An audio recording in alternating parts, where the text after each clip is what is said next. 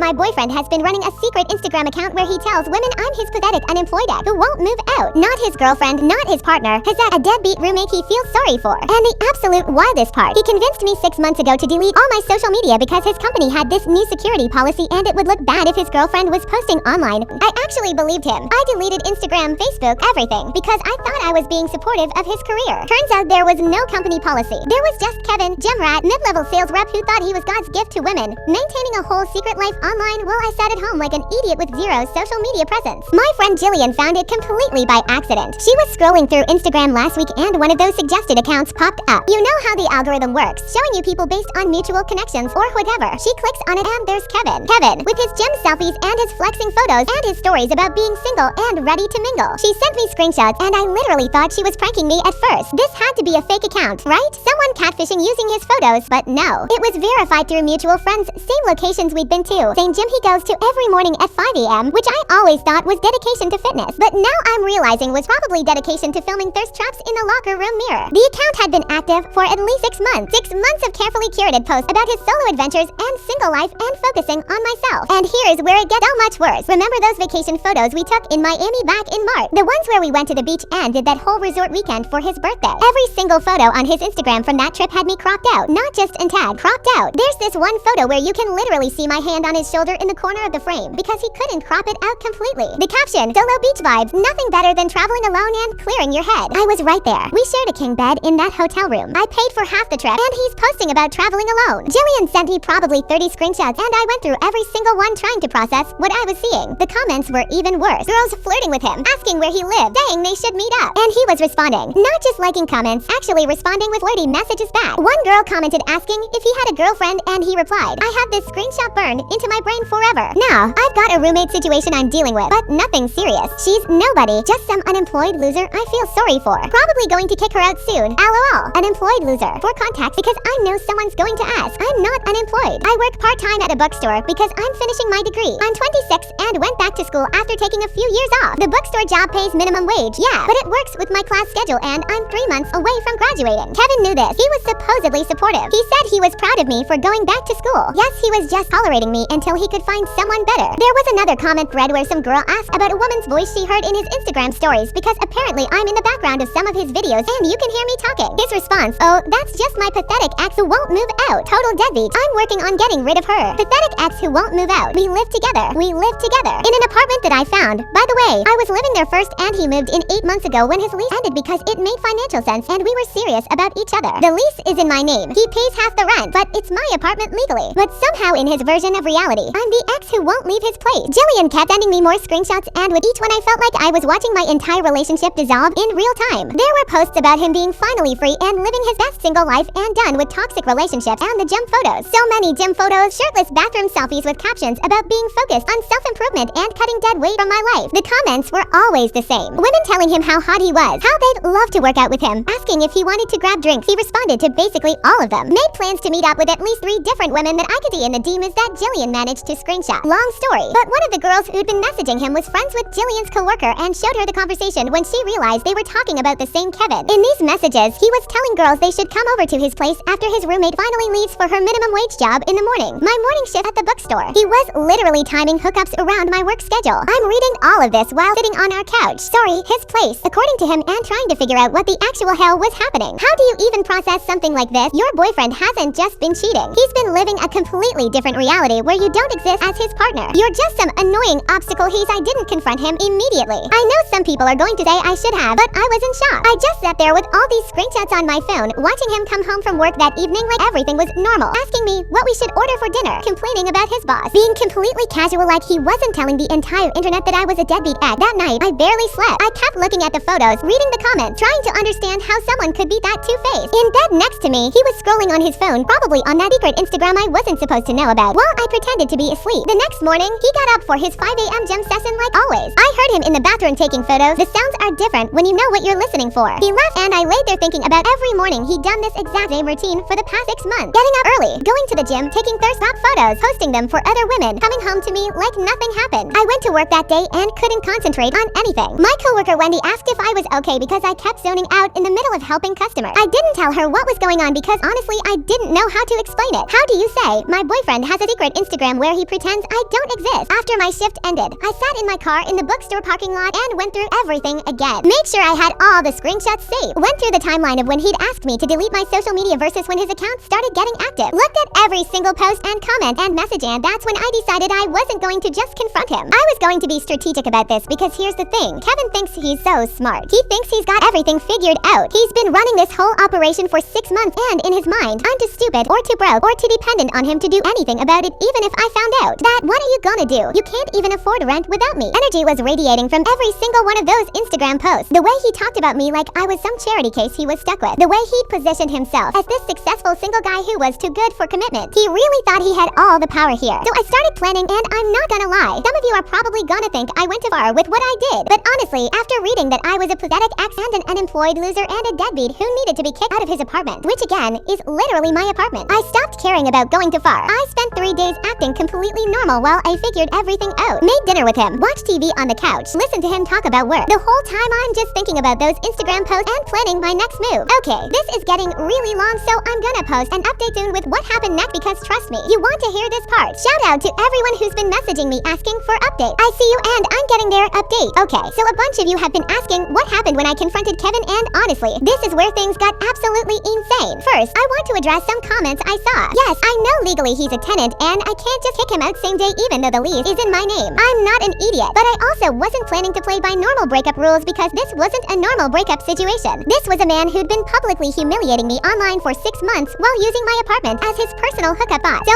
anyway, that third day, I waited until he got home from work around 6 p.m. like usual. He walked in all relaxed, threw his gym bag by the door. That damn gym bag that I now knew was full of outfit changes for his Instagram photos, and asked what I wanted to do for dinner like it was just another day. I was sitting on the couch with my laptop open. I'd spent the afternoon making a very special PowerPoint presentation. Yeah, you read that right. A PowerPoint with screenshots of every single Instagram post, every comment, every DM that Jillian had managed to get, organized by date with timestamps and everything. I told him we needed to talk and he should probably sit down. He got this confused look on his face but sat down in the armchair across from me. He asked what was going on and I just turned my laptop around so he could see the screen. The first slide was titled Kevin's Secret Life with his Instagram handle in big letters and his profile picture, one of those shirtless gym selfies where he's flexing in the mirror. I wish I could describe the look on his face. It went from confusion to recognition to absolute panic in about 3 seconds. He started to say something but I held up my hand and told him no. He was going to shut up and look at every single slide before he said anything. So I made him sit there while I clicked through the entire presentation, every crop vacation photo, every comment where he called me a deadbeat, every message where he invited women over during my work hours, the one where he said I was his pathetic ex who wouldn't move out, all of it. By slide 15 he was trying to interrupt, saying I needed to let him explain that it wasn't what it looked like, that I was taking things out of context. I just kept looking through slides. Slide 20 showed the comment thread where he told some girl named Jessica that his roommate situation would be resolved soon and she should come visit. When I finally finished the presentation, 37 slides total I counted, I closed the laptop and just looked at him. He immediately went into damage control mode, started talking fast about how the Instagram was just for fun, how he never actually met up with any of those women, how the comments didn't mean anything, how I was overreacting to what was basically just social media and everyone exaggerates online. I asked him about the company security policy that made me delete all my social media. He stuttered for a second and then said his company died have concerns about employees' online presence and he was just trying to protect both of us. When I pointed out that he had an active Instagram account while supposedly being under this policy, he said it was different because he was in sales and needed social media for networking.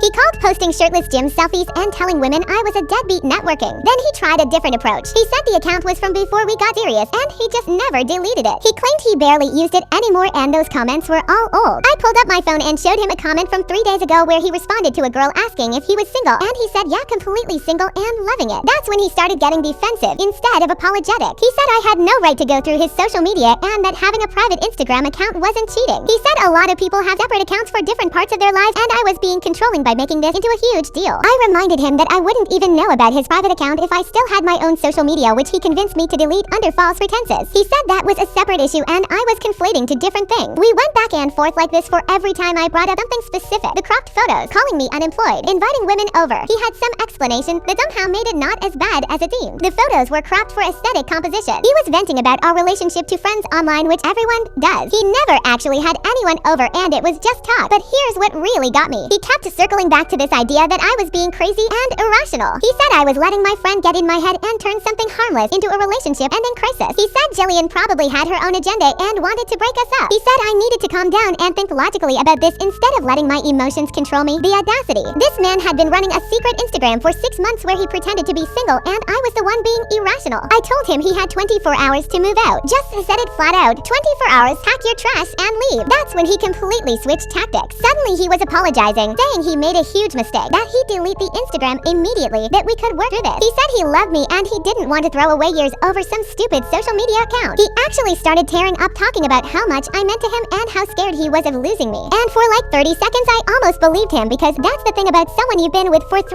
years. You want to believe them when they say they're sorry. You want to think the person you fell in love with is still in there somewhere. But then I remembered that comment, total deadbeat. I'm working on getting rid of her, and the tears didn't matter. I told him the apology would have meant something if I'd found out about this 2 weeks in, not 6 months in. 6 months of lying, 6 months of humiliating me online, 6 months of planning hookups during my work shifts. That's not a mistake. That's a whole separate life. He kept trying to argue, saying I couldn't just kick him out because he lived here too and paid rent. I reminded him the lease was in my name and legally I had options. He said he'd refuse to leave and I'd have to go through formal eviction, which would take months. So I told him fine, don't leave, but I was calling his mother. This is where I need to give some backstory. Kevin's mother Marjorie is extremely Catholic, extremely traditional, and thinks Kevin walks on water. She's always been kind of cold to me because she doesn't think anyone is good enough for her precious son. But she also has very strong opinions about how relationships should work, and lying is basically the worst sin you can commit in her book. Kevin went pale when I said I was calling Marjorie. He told me I wouldn't dare because that was manipulative and bringing parents into a relationship issue was immature. I picked up my phone and started scrolling for her contact. He tried to grab my phone, but I moved away and told him if he touched me or my phone, I'd call the cops before I called his mother. He backed off, but kept saying I was being ridiculous, that his mother had nothing to do with this, that I was just trying to hurt him now instead of actually dealing with our problem. I said no. I was going to make sure everyone in his life knew exactly who he really was, since he'd been working so hard to make sure everyone in his online life knew who I supposedly was. I called Marjorie right there on speakerphone. She answered all cheerful, asking how I was doing, and I told her I was doing terrible actually, because I needed to tell her something about Kevin and she should probably be sitting down. Kevin was frantically whispering at me to hang up, that I was making a huge mistake, but I ignored him. I told Marjorie everything, the secret Instagram, the post calling me a deadbeat and an ex, the fake company policy that made me delete my social media, the women he was messaging, the invitations to come over during my work hours, all of it. There was silence on the other end for a solid 10 seconds, and then Marjorie asked to speak to Kevin. He took the phone off speaker and walked into the bedroom. I could hear him through the door trying to explain, saying I was exaggerating, that it was all a misunderstanding, that I was having some kind of episode and believing things that weren't true. Marjorie's voice came through the door loud enough that I could hear her asking him to explain the screenshots, then explain the comments, explain why he lied about the company policy. The conversation went on for maybe 20 minutes. When Kevin came back out, he looked like he'd been hit by a truck. He handed me the phone and Marjorie asked me if I had somewhere else to stay tonight because she was coming over tomorrow morning and she expected Kevin to be packed and ready to leave with her. I told her I wasn't going anywhere because this was my apartment. There was another pause, and then she said she'd be there at 10 a.m. and Kevin better be ready to explain himself to his father too. After I hung up, Kevin just stood there staring at me. He said I just ruined his relationship with his parents over a fight about social media. He said I was vindictive and cruel and he couldn't believe I'd stoop that low. I told him he could sleep on the street and tomorrow he'd be leaving with his mother like she said. He tried to argue more, but I went into the bedroom and locked the door. I barely slept that night. I kept hearing him moving around in the living room, kept expecting him to try to knock on the bedroom door and keep arguing, but he didn't. The next morning I woke up around 8 a.m. and came out to find him aggressively shoving stuff into duffel bags. He wouldn't look at me, just kept hacking in angry silence while I made coffee in the kitchen. Around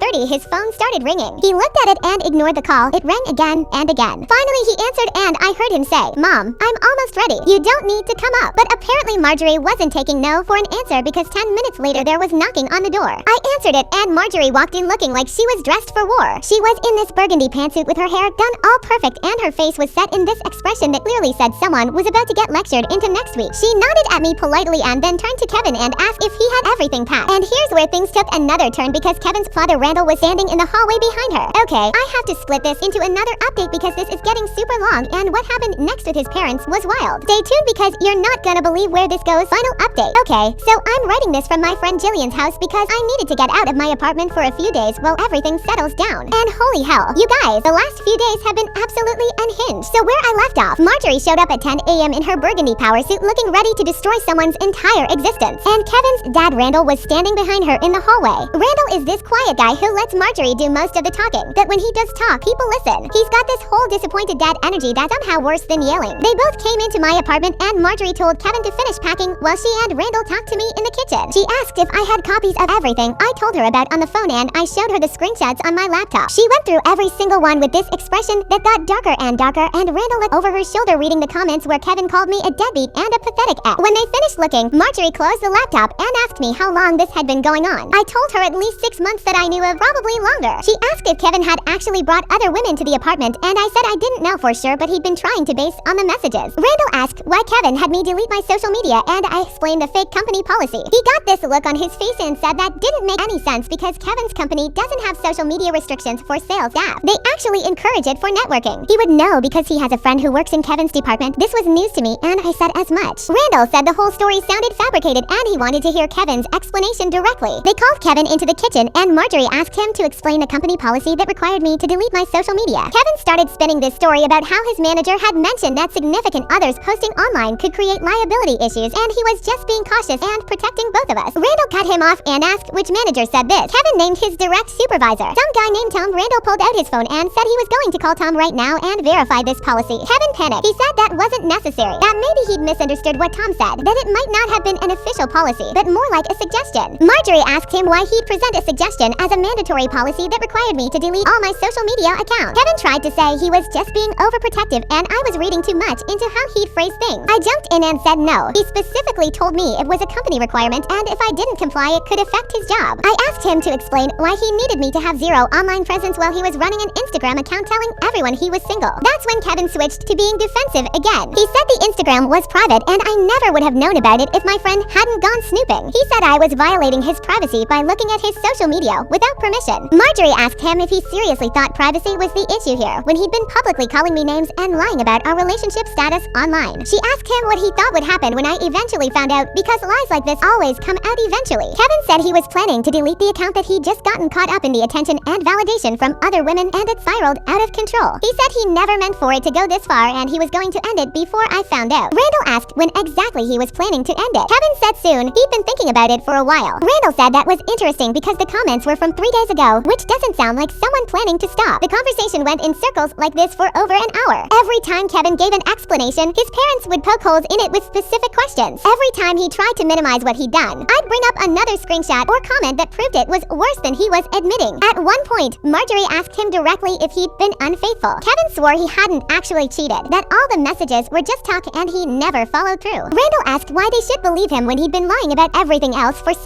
months. Kevin started getting agitated and said everyone was ganging up on him and not letting him explain. He said he made mistakes, but I was dragging his parents into it to punish him instead of trying to work things out like adults. He looked at me and said I was being vindictive and trying to turn his family against him. I told him I didn't need to turn anyone against him. His own actions did that. I said I called his mother because he tried to claim he could refuse to leave my apartment and I wanted his family to know the kind of person he really was before he spun some victim story about his crazy ex-girlfriend. Marjorie asked what he meant about refusing to leave and Kevin said I was trying to illegally kick him out without proper notice. I clarified that he'd been living here 8 months and paying half the rent but the lease was solely in my name and after discovering he'd been planning to have other women over in my home, I wanted him gone immediately. Randall said they were taking him home with them today regardless and he could figure out his living situation from there. Kevin tried to argue that he had work and couldn't just leave but Randall said he could call in sick for a few days while they sorted this mess out. That's when things got even more complicated because Kevin's phone kept buzzing during this whole conversation. Finally, Marjorie told him to answer it or turn it off because it was interrupting. He looked at the screen and his face went weird and he said it was just work stuff. He'd deal with it later but his phone kept ringing. After the 4th call, Randall just took the phone from Kevin's hand and answered it himself. It was Kevin's manager Tom, the same Tom who allegedly instituted the social media policy. Randall put it on speaker and Tom was asking Kevin why he wasn't at the client meeting that started 30 minutes ago. This was the 2nd time this month he'd no-showed an important meeting and if he didn't have a good explanation he needed to come to the office immediately to discuss his future with the company. And this is where Randall absolutely destroyed Kevin's entire world and I got to watch every beautiful second of it. Randall told Tom that Kevin wouldn't be working there anymore, period. Tom sounded confused and asked if this was really Kevin's father and what was going on. Randall said yes, this was his father and Kevin had some serious personal issues to deal with that made it clear he wasn't mature enough to handle a professional office job. Tom started saying something about proper notice and exit procedures but Randall cut him off and said Kevin would send a formal resignation by the end of the day. Tom asked to speak to Kevin directly and Randall said no. Kevin had made enough poor decisions lately and Randall was making this one for him. Kevin tried to grab the phone but Randall held it away and told Tom he appreciated the company giving Kevin a chance but it was clear Kevin needed to learn some basic responsibility before he could handle a desk job. He said he'd already found Kevin a new position that was more appropriate for his current level of maturity, working sanitation for the city. There was silence on the other end and then Tom said something like oh well good luck with that and hung up. Kevin absolutely lost it. He was yelling about how Randall had no right to quit his job for him, how he was a grown man who could make his own decisions, how this was insane and controlling and he wasn't going to accept it. Randall just looked at him with this ice-cold expression and said if Kevin wanted to act like a grown man, he should have done that before spending 6 months lying to everyone and publicly humiliating his girlfriend online. He said grown men don't create fake personas on social media to get attention from other women. Grown men don't manipulate their partners into deleting their social media with made-up company policies. Grown men take responsibility for their actions. Kevin said Randall couldn't force him to quit his job. Randall said he just did, and if Kevin had a problem with it, he was welcome to call Tom back and try to explain why he should keep his job after missing multiple meetings and clearly having no focus or reliability. Marjorie jumped in and said they'd already discussed this on the drive over and they were in complete agreement. Kevin was moving back home, leaving his sales job and starting work with the city sanitation department on Monday. He'd be picking up trash on the streets, cleaning public restrooms, emptying garbage cans in parks. Whatever Kevin said they couldn't be serious. Garbage collection. He went to college. He had a career. They couldn't make him pick up trash like he was doing community service. Randall said Kevin should have thought about his career before spending his work hours taking shirtless gym selfies for Instagram and messaging women instead of actually doing his job. He said the sanitation position paid hourly minimum wage. The city would make sure Kevin showed up on time every day with a supervisor watching him. And maybe some actual manual labor picking up other people's garbage would teach him the value of honest work and humility. I was just standing there watching this whole thing unfold and I had to bite my lip to keep from laughing. Watching Mr. Big Shot Instagram influencer find out he was about to spend his days collecting literal garbage was better than any revenge I could have planned myself. He tried arguing more, but Marjorie shut him down and said this wasn't a discussion. This was what was happening. She said he'd thrown away a good job and a good relationship for Instagram likes and attention from random women, and now he was going to spend his days cleaning up trash on street corners and emptying porta potties. Kevin turned to me like I was going to defend him or say this was too harsh, but I just smiled and said his parents were being generous by finding him any job at all. I said honestly, picking up garbage seemed pretty fitting for someone who'd spent 6 months treating me like garbage online. He looked like I'd slapped him. He said I was a vindictive witch who was enjoying watching him suffer. I said damn right I was enjoying it. After reading him call me a pathetic ex and a deadbeat loser for 6 months while he posted thirst traps pretending to be single. I said watching him go from fake successful single guy to actual trash collector living with his parents was absolutely hilarious, and he deserved every second of it. Marjorie told us both to stop because arguing wasn't solving anything. She said Kevin was leaving with them right now, period. He could stay in their guest room, work his sanitation job, and maybe after a few months of picking up garbage and cleaning public bathrooms he'd learn some humility and understand what real work looked like. Kevin tried one more time to argue that he could stay here and work things out with me, that we didn't need to break up over this, that making him work in garbage collection was humiliating and an overreaction. He actually had tears in his eyes talking about how his whole life was falling apart. I looked at him and said good. I said his life should fall apart because he built it on lies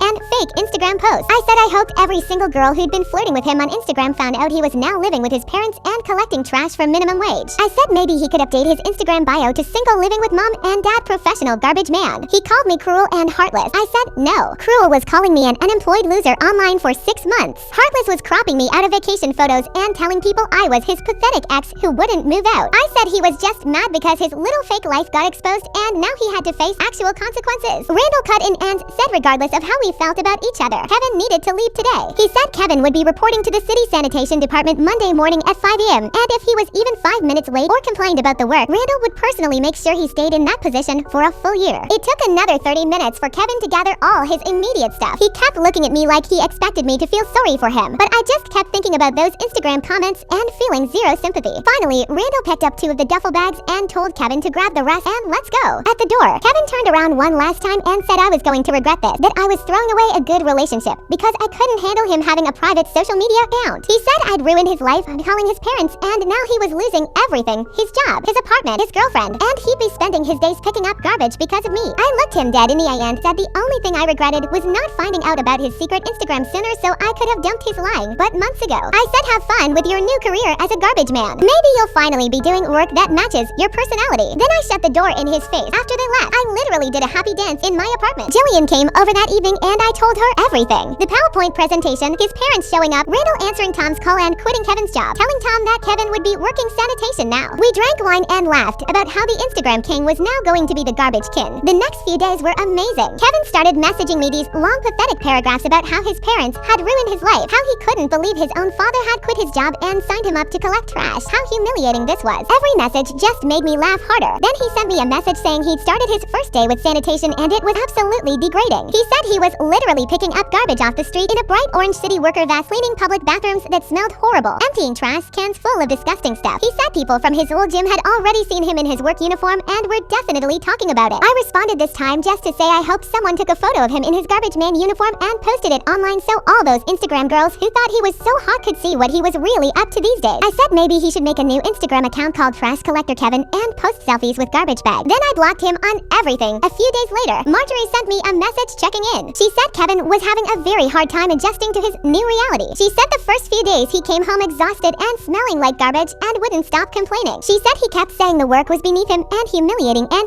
everyone was laughing at him. She said she told him that's exactly the point. He needed to learn humility and what real work felt like after spending months pretending to be some successful player online. I told Marjorie I appreciated her taking him out of my apartment and holding him accountable. She said she was mortified by his behavior and the things he'd said about me online. She said they'd raised him better than that and clearly he needed a serious reality check. She said the sanitation job would continue for at least 6 months no matter how much he complained. That was a week ago. According to his Instagram being gone and Marjorie's update, Kevin is still living with mommy and daddy. Getting up at 4:30 a.m. to put on his orange safety vest and collect garbage all day, coming home smelling like trash, and too tired to do anything but shower and sleep. The guy who called me an unemployed loser is now making minimum wage doing manual labor while I'm finishing my degree. The dude who said I was his pathetic ex who wouldn't move out is now living in his childhood bedroom with his parents because he couldn't handle being an adult. Some people in the comments said I went too far by calling his parents and that I'm being too happy about his situation. But you know what? He spent 6 months publicly humiliating me, calling me names, planning to cheat on me in my apartment, lying to my face every single day. And all I did was tell his parents the truth and let them handle their son however they wanted. If Kevin's now picking up garbage for a living, that's not on me. That's on him for being a lying, cheating, manipulative jerk who couldn't keep his life straight. His father decided he wasn't mature enough for an office job. His mother decided he needed to learn what real work was. I didn't make those decisions. His own behavior did. And yeah, I'm enjoying knowing that all those women he was trying to impress now know he's a garbage collector living with his parents. I'm enjoying the fact that Mr. Solo Adventures and single and loving it. He's actually hauling trash bags in 90-degree heat while I'm moving on with my actual life. My lease is up in 4 months and I'm definitely moving to a new place. Fresh start. Just me, my degree, 3 months away from done, my bookstore job, and zero tolerance for lying garbage men.